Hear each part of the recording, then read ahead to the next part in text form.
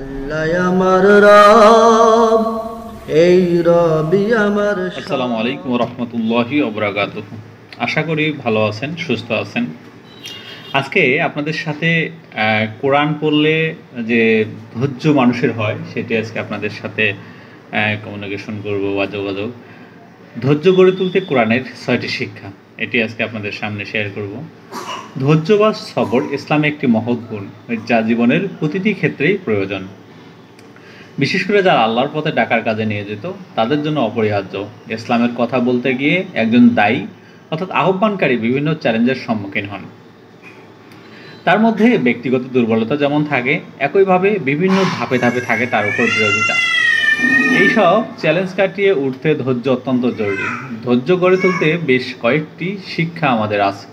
আজকে আপনাদের সাথে এরকম 6টি শিক্ষার বিষয়ে আপনাদের সাথে কথা বলবো। সেটি হচ্ছে আল্লাহর সাহায্য চাওয়া। ধৈর্য হলো হৃদয়ের সেই শক্তি যা আল্লাহর স্মরণ তার প্রতি সমর্পণের মাধ্যমে জাগ্রত হয়। কোরআনে বলেন, ধৈর্য ধরো আর তোমরা ধৈর্য ছাড়া আল্লাহর সাহায্য সম্ভব নয়। বোঝা যায় ধৈর্য একটি অত্যাধিক গুণ যা কেবল আল্লাহর প্রতি নির্ভরতার মাধ্যমে অর্জিত হয়। সূরা বাকারা, সূরা আরাফ এখানে রয়েছে। ইমাম গাজ্জালী রহমতুল্লাহ বলেন, ধৈর্য হলো হৃদয়ের সেই শক্তি যার স্মরণে আল্লাহ তাআলা সমর্পণের মাধ্যমে জাগ্রত হয়।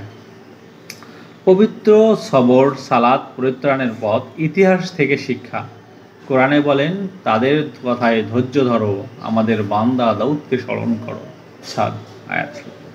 কোরআনের বড় একটি অংশ ইতিহাসের আলোচনা। স্বয়ং রাসূল সাল্লাল্লাহু আলাইহি ওয়াসাল্লামকে আল্লাহ স্মরণ করিয়ে দিয়েছেন নবী দাউদ আলাইহিস সালামের ইতিহাস।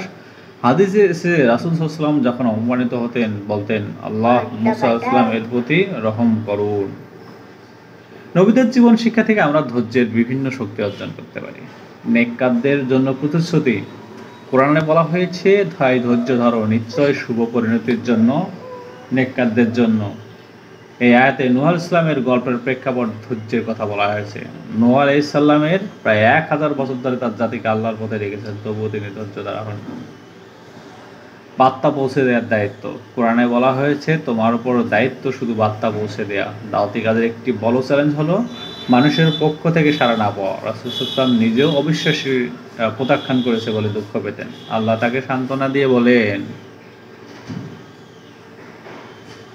তুমি হয়তো নিজেদের ধ্বংস করে ফেলবে এই দুঃখে যে তারা ঈমান আনে না। সুতরাং দায়ীর কাজ হলো বার্তা পৌঁছে দেওয়া, ধৈর্য ধারণ করা, ফলাফল নিয়ন্ত্রণ করা, আল্লাহর প্রশংসা আদায় করা। আমরা সকল কাজে আল্লাহর প্রশংসা আদায় করব, আল্লাহর জিকির করব, আল্লাহকে যখন মন তখন স্মরণ করব, সকল কাজে আল্লাহকে স্মরণ করব। কোরআনকে বলা হয়েছে, ধৈর্যের সহিত নিজেকে তাদের সঙ্গে রাখা, ভালো বন্ধু হিসেবে গ্রহণ করা। সার কথা, ধৈর্য হচ্ছে একটি গুণ যা কেবল আল্লাহর পথে রাখার কাজে নয়, জীবনের প্রতিটি ক্ষেত্রে অপরিহার্য। বন্ধুরা, আসুন আমরা আল্লাহর সাহায্য, নবীদের জীবন শিক্ষা, শুভ পরিণতির প্রতি দায়িত্ব পালনে মনোযোগ, আল্লাহর প্রশংসা, ভালো বন্ধুগুলোর মাধ্যমে যেন ধৈর্য গড়ে তুলতে পারে। আল্লাহ আমাদের ধৈর্য ধারণ তৌফিক দান করুক এবং দাওয়ার পথে অটল রাখার তৌফিক দিয়ে দেখ। আজকে পর্যন্তই। আসসালামু আলাইকুম ওয়া রাহমাতুল্লাহি ওয়া বারাকাতুহু।